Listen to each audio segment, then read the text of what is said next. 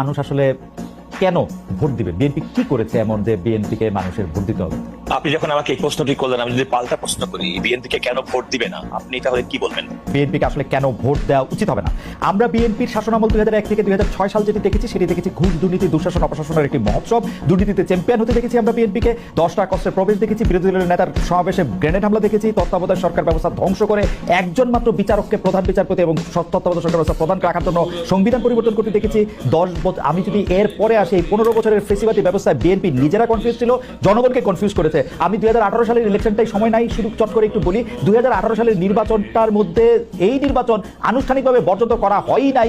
সেই নির্বাচনে কারচুপি সম্পূর্ণভাবে নিশ্চিত হওয়ার পর বিএনপি তার সংসদ সদস্য 6 জন বা 5 জনকে শপথ নিতে পাঠিয়েছে এবং মহিলা সদস্য আসলে কোটাটাও নিয়েছে। তারেক সাহেবের কথা যদি বলি, আমরা দেখেছি তারেক সাহেব এই সময়ের মধ্যে সবচেয়ে ভালো ভালো কথাগুলি বলতেছেন, সে কথা সত্য, কিন্তু তার কথা যে কেউ শুনতেছেন না, সেটি হচ্ছে যে তারেক সাহেবের দলের লোকেরাই তার কথা শুনতেছেন না। সেই জন্য চাঁদাবাজি থেকে শুরু করে বিভিন্ন সন্ত্রাস, থানাঘেরাও এগুলি কিন্তু চলতেছে এবং তারেক সাহেবকেই বারবার বলতে হচ্ছে এই নির্বাচন খুব কঠিন হবে এবং এই তৃণমূল কিন্তু আসলে বিএনপির কেন্দ্রীভূত না।